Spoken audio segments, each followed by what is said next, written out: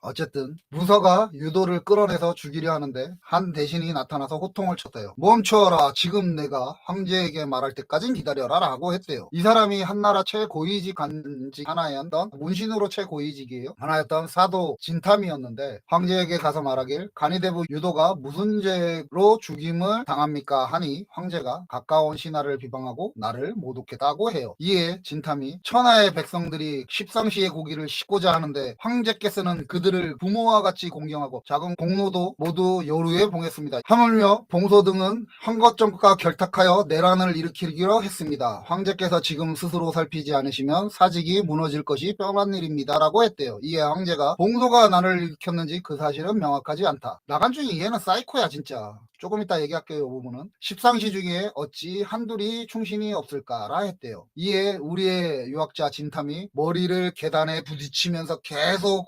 고정하여 주시옵소서 막 했겠지. 그랬대요. 그래서 황제가 열이 뻗쳐서 유도와 함께 하욕을 시켰대요. 그날 밤에 이제 십상수들이 모여서 모의를 해요. 옥중에서 그들을 그리고 죽여버려요. 여기서 공통적인 사실이 이제 가까운 것은 유도나 진탐이 185년경에 죽었다는 거예요. 실제로. 그리고 당시에 황간을 탄핵했다는 것도 사실이 가까운 얘기예요. 그리고 머리에 이렇게 계단에 찍고 이거는 없는 얘기고요. 아무튼 모함을 받고 투옥 중 사망했다는 기록도 있어요. 여기서 봉서의 얘기가 잠깐 나오니까 제가 사이코라 그랬잖아요. 봉서에 대한 얘기가 나오니까 우리 다시 한번 복귀해보죠. 그 황건 편에 기억하실 거예요. 저 봉서는 황건이 3월에 봉기를 일으키기로 했는데 장각의 제자 하나가 관아에 고변을 해서 그러니까 고발을 해서 이때 황실에서 내응하기로 했던 자가 저 봉서였잖아요. 그때 이제 나간중이는 십상시라고 기록했고 그죠? 십상시는 삼국시 초반에 가장 악역이죠. 지금 계속 나오는 그 십상시잖아 악역에. 그리고 그 기록에도 내간중 황제 최측근에 있는 중상시로 있었던 고위직 황관이었던 자예요. 봉서라는 자가. 그리고 했다는 일이 딴 것도 아니고 반란에 내응하기로 했어요. 내응이라는 것은 바깥이 소란스러울 때 안에서 똑같은 소란을 일으키는 거잖아요. 그러니까 같이 반란을 하려고 했던 거잖아. 그런데 내응을 부탁했던 황건 측의 마원희는 사람이 아주 많은 곳에서 공개 처형하는 당시의 공포국인 대중공포국이잖아. 그건 사람 많은 곳에서 손, 발, 목 5개의 수레나 말에다가 머리 포함 사지를 묶어갖고 찢어 죽이는 거열을 한 거랬어요. 공포국이잖아 이거. 그죠? 근데 내응을 약속한 황간, 그것도 중상시였던 저 십상시였던 저 봉서나 같은 황간인 서봉에 대한 기록이 없다라고 제가 얘기 드렸잖아요. 근데 지금 황제는 뭐라 그래? 알 수 없다 그랬잖아요. 이게 뭐야? 그럼 황건난 자체가 뭔가 조작된 거 아닌가? 우리 상식적으로 이렇게 봐야 되는 거 아니에요? 그잖아요. 공포극이라는 건 하는 쪽과 받는 쪽 모두를 그 재상을 낱낱하게 공포하면서 그 사건의 대표적인 인물 장각 측에서는 마원이라고 하는 대표적인 인물이 있고 그걸 내응하기로 했던 봉서라고 하는 이쪽에서 높은 직위에 있는 황간이 있잖아. 황제의 최측근인 걔를 같이 찢어 죽여야 되는 거잖아. 이래야 같은 형벌로 정말 잔인하게 죽여줘야 그래야지 대중들한테 더 잔인하게 각인이 될 거 아니에요? 근데 마원이는 공개적으로 찢어 죽여버리고 저 황간은 죽었는지 살았는지 알 수 없도록 사라져버렸어요. 그러면 저 내용과 실제 역사에서도 그 비슷하게 나와요. 그러면 황건이 난을 일으켰다라고 하는 것 자체에 우리가 한번 다시 생각해봐야 되는 거 아닌가? 그래서 저는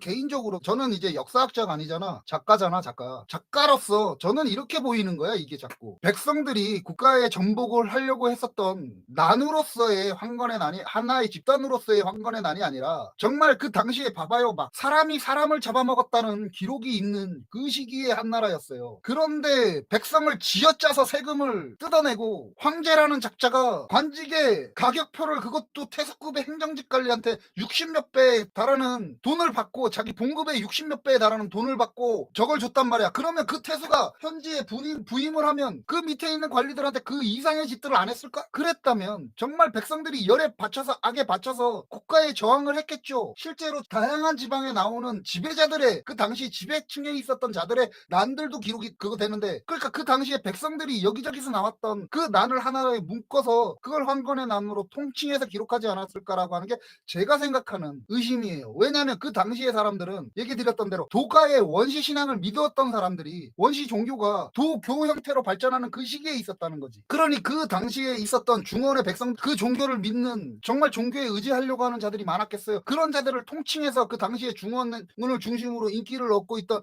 장각이라는 장한테 몰아서 이걸 하나의 한권난으로 묶어버린 거 아닐까라고 하는 게 제가 생각드리는 저거예요. 이게 가능했다라고 제가 느껴지는 건 뭐냐면 한중에서 184년 그죠? 184년 2월에 시작해서 11월에 끝났다는 게 한권의 난이라 그랬잖아요. 근데 184년 7월에 한중이라는 지역에서 오도미도를 믿었던 자들의 난이 있었어요. 그러니까 실질적으로 184년 7월 이후부터 그들의 난이로 인해서 오도미도의 통솔권 안에 한중이 들어가 있는 상태였던 거야. 그걸 나중에 조주한테 갖다 바치고 30몇 년 있다가 근데 그 역사를 우리가 다른 데서 발견할 수 없잖아요. 이걸 다른 데서 퍼날르지를 않았어. 그러니까 저렇게 명확하게 있었던 사실을 감춰버리는 애들인데 저 황건의 난은 저렇게 크게 부풀려서 영웅들이 등장할 때마다 어디서 때려잡히는 백성들을 만들어 놓으면서 영웅 등장 짜잔 하면은 어딘가 황건족들이 때려잡힌 거 아니에요. 지금 제가 읽어드렸던 에서 나간중이가 썼던 삼국지연에서 보면 그렇잖아. 어딘가 때려잡힌 백성들이 있으면 그 위에 영웅 하나가 등장해 있는 거야. 이렇다면 황건의 난 자체를 민난으로 보는 쪽이 같은 종교를 믿었다라고 해서 사이비로 몰아갔는데 그건 그 당시에 도교로 발전하고 있었던 오두미도와 태평도가 같이 발전을 해요. 그래서 나중에는 도교가 되는 거라. 근데 오두미도 쪽에는 기록에서 없애버리잖아. 그건 성공했거든 한중에서. 근데 태평도 그것도 장각의 세력만 황건의 난으로 묶어서 그렇게 먹어버린 거라 역사를. 그 당시에 태평도는 우길이 그 앞전에 있던 우길이 이미 여러 군데 전파를 해놓은 상태였는데 그래서 도교의 원형으로 우길을 보는 거예요. 나중에 삼국지에서 그 100년 이상을 살았었 이 지역에 갖다 놓는 것도 그래서고 왜냐하면 민중한테 인기가 많았던 자거든. 이건 그냥 제가 생각하는 의심이에요. 이런 부분으로 볼 수 있어야 된다고 생각을 저는 하는 사람이에요. 제가 백성이기 때문에. 근데 물론 역사는 한건난을 국가정복을 꿈꿨던 사이비 광신도의 난으로 기록하죠. 이게 정말 화가 나는 부분이에요. 이제 뭐 그래요. 하여튼 어쨌든 황제의 명을 빌려서 십상시는 송견을 장사태수로 삼아서 구성을 토벌하게 했대요. 그랬더니 송견이 50일이 되지 않아서 토벌 강화를 평정했다고 하고요. 다음에 황제가 명을 내려 송견을 오정후에 봉했대요. 그리고 황제가 유를 유주목에 봉하며 군사를 거느리고 어양에 가서 장거와 장순의 난을 정벌하라고 했대요. 여기서는 나간중이 기교가 정말 많이 나오는 건데 이게 진짜 나간중의 기교를 읽을 수 있는 부분인데요. 자, 일단 모든 일은 십상시의 농간이라고 만들어 놨잖아요. 십상시의 농간이야 저건. 저 새끼들 나쁜 놈들이야. 쟤들 나빠요 이거잖아 그냥. 그죠? 딱 그렇게 만들어 놨어요. 이렇게 서술하고 나선 그 다음에 항상 이런 식이야. 이걸 서술하고 난 다음엔 십상시가 뜨거라 우리 이러다 큰일 나겠는데? 이거 좀 해줘야 되겠는데? 하고 그걸 해요. 그걸 황제의 이름을 빌려서 해요. 근데 그게 역사에 나왔던 필요한 일들이야. 와, 제가 십상시라면 이딴 식으로 하면 진짜 빈정당할 것 같아. 그잖아요. 저 새끼들 나빠요. 근데 필요한 어떤 일이 있잖아요. 그러면 내가 십상시인데 와 내가 이거 반성해야 되겠는데 이거 이러다 나 위험해겠는데 하면서 그걸 해줘. 그걸 나간중이가 기록을 해. 근데 유비는 반대죠. 완전 반대잖아. 없었던 일인데 없었어. 걔는 거기 없어. 있지도 않았어. 근데 거기에 있어. 만들어. 그리고 전사를 끼워 넣어줘. 그리고 유비가 자발적으로 다 한 거야. 걔는 없었는데. 이런 식으로 서술하잖아요. 이게 대표적인 거 아닌가? 지금 그렇잖아요. 자, 황제의 명을 빌려서 십상시는 송견을 장사세수로 삼아요. 실제로 송견을 장사세수로 삼아요, 황제가. 그리고 토벌을 해요, 송견이. 그리고 오정후에 보고해줘요. 그리고 유가 유주목이 돼요. 황제의 이름으로 나간 거예요. 근데 이걸 황제의 명을 빌어서 이러다 우리 큰일 나겠다 싶어서 십상시가 한 거잖아. 그잖아요. 뭐 다 해결을 해. 결론은 다 해결을 해. 근데 나쁜 놈이야. 야, 이건 진짜 십상시가 나쁘다 이전에 이거 뭐 계속 이용만 당하는 거 아닌가? 이 정도면? 그리고 여기서 아까 얘기 드렸던 그리고 지난 방송에서도 얘기 드렸던 아주 중요한 한나라의 정책의 변화가 나오죠. 그죠? 황건의 난에는 아시겠지만 제가 1, 2, 3군이라고 지칭을 했잖아요. 좌우 북중량행장으로 해서 나가잖아요.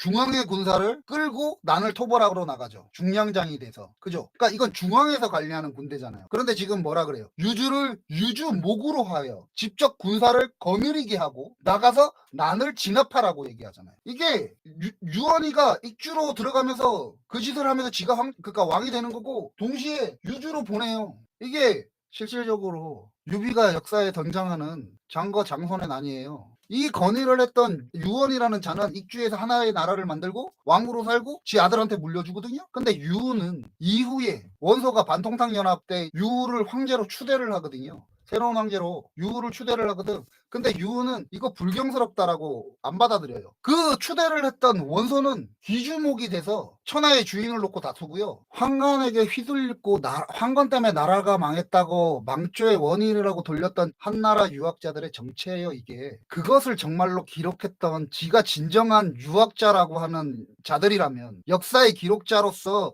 유학을 배워서 정말 그랬다면 우리는 삼국지의 유비를 영웅으로 보는 게 아니라 삼국지의 유를 영웅으로 봐야 돼요. 정말로 황선이었고 당시에 인망이 대단했었고, 그리고 웃긴 게 뭔지 알아요? 이 유가 저번에도 몇 번 얘기 드렸는데 유비 따위를 인정했던 그 공손천이가 이 유의 목을 잘라버리면서 이 유죽을 먹어버리거든. 그리고 공손천이는 유주목처럼 왕이 되죠. 아무튼